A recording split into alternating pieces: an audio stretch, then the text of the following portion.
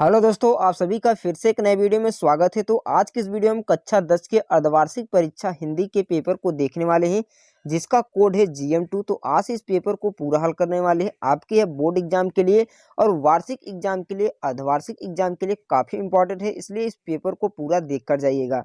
तो यहाँ पर देख सकते हैं, पहला क्वेश्चन दिया है कि हिंदी के उपन्यास का प्रथम उपन्यास क्या है।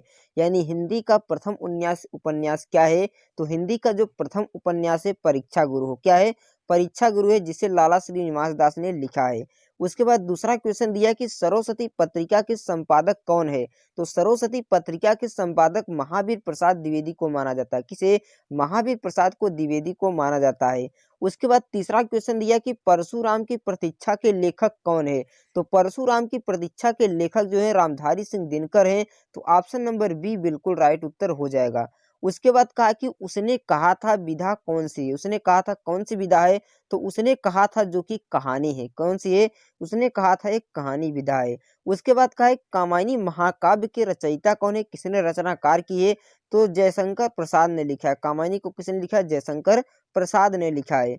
उसके बाद अगला क्वेश्चन दिया है कि निम्नलिखित में से प्रयोगवादी कवि कौन से हैं। तो प्रयोगवादी कवि की बात करते हैं तो भूषण एक प्रयोगवादी कवि है। बाद में 1943 ईस्वी में अज्ञेय भी प्रयोगवादी कवि हुए थे। तो यहाँ पर इसका उत्तर राइट हो जाएगा भूषण। क्या हो जाएगा? भूषण उसका उत्तर हो जाएगा। तो option A is right answer. उसके बाद कहा है कि नीरजा के रचनाकार कौन है। तो नीरजा के जो रचनाकार है महादेवी वर्मा है। कौन है? महादेवी वर्मा है। उसके बाद कहा है कि ठलुआ क्लब के निबंधकार कौन है। तो ठलुआ क्लब को बाबू गुलाब राय ने लिखा है। तो ऑप्शन नंबर ए बिल्कुल राइट उत्तर हो जाएगा। उसके बाद नेक्स्ट क्वेश्चन 9वां नंबर क्वेश्चन दिया है कि वीर गाथा काल के कवि कौन से। जो वीर गाथा काल के कवि कौन से हैं। तो वीर गाथा काल के कवि चंद्र बरदाई हैं। कौन है? चंद्र बरदाई। ऑप्शन सी आपका बिल्कुल राइट उत्तर हो जाएगा। उसके बाद 10 नंबर क्वेश्चन दिया कि रानी केतकी की कहानी के रचनाकार कौन है। तो रानी केतकी की कहानी के रचनाकार जो है मुंशी इंसा अल्लाह खां है। कौन है? मुंशी इंसा अल्लाह खां है। उसके बाद 11 नंबर क्वेश्चन दिया कि करुण रस का अस्थाई भाव क्या होगा। किसका? करुण रस का अस्थाई भाव आपको बताना है। तो करुण रस का जो अस्थाई भाव होता है वह शोक होता है। तो ऑप्शन नंबर ए आपका बिल्कुल राइट उत्तर हो जाएगा।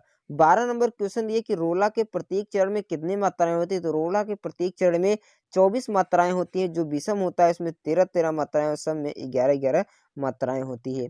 उसके बाद नेक्स्ट क्वेश्चन यहाँ पर दिया है कि चरण कमल बंदो हरिराई में कौन सा अलंकार है। तो यह प्रश्न आपके लिए क्या है? होमवर्क है। क्या है? होमवर्क है। तो आपको कमेंट बॉक्स में इसका उत्तर बताना है कि चरण कमल बंदो हरिराई में कौन सा अलंकार है।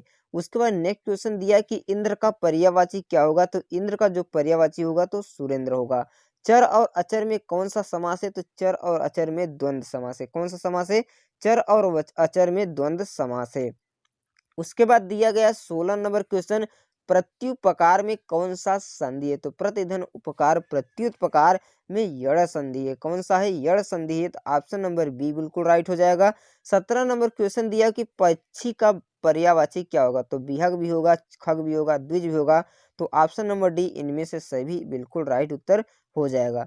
उसके बाद कहा कि इति धन आत्र में कौन सी संधि है। इति धन अत्र मतलब इत्यत्र। ऑप्शन नंबर ए आपका बिल्कुल राइट हो जाएगा। उसके बाद नेक्स्ट क्वेश्चन दिया गया है कि हस धातु लोट लकार प्रथम पुरुष एक वचन का रूप क्या होगा। तो हसत होगा। क्या होगा? हसत होगा। और कहा कि पठ धातु का लट लकार एकदम पुरुष क्या होगा। तो पठिष्यत होगा। क्या होगा? पठिष्यत होगा। उसके बाद नेक्स्ट क्वेश्चन यहाँ पर दिया वर्णात्मक, यहाँ पर गद्यांश को पढ़कर उत्तर देना है। गद्यांश दिया कि अश्वारोही के पास आया, ममता के रुक रुक कर कहा, मैं नहीं जानती कि वह सहसा था जिससे साधारण मुगल पर एक दिन इसी झोपड़ी के नीचे वह रहा था। मैंने सुना था कि वह मेरा धन बनवाने की आज्ञा कर चुका था। वह आजीवन अपनी झोपड़ी खोदवाने के डर से भयभीत रही। भगवान ने सुन लिया। आज मैं बड़े छोड़े जाती हूँ। अब तुम इसका मकान बनाओ या महल, मैं अपने चिर विश्राम गृह में जाती हूँ। तो इस पूरे को पढ़ना है और इसका उत्तर देना है कि इसका संदर्भ लिखना है या किस पाठ से लिया गया है और इसके लेखक कौन है। तो यहाँ पर रेखांकित के आपको व्याख्या कर देना है।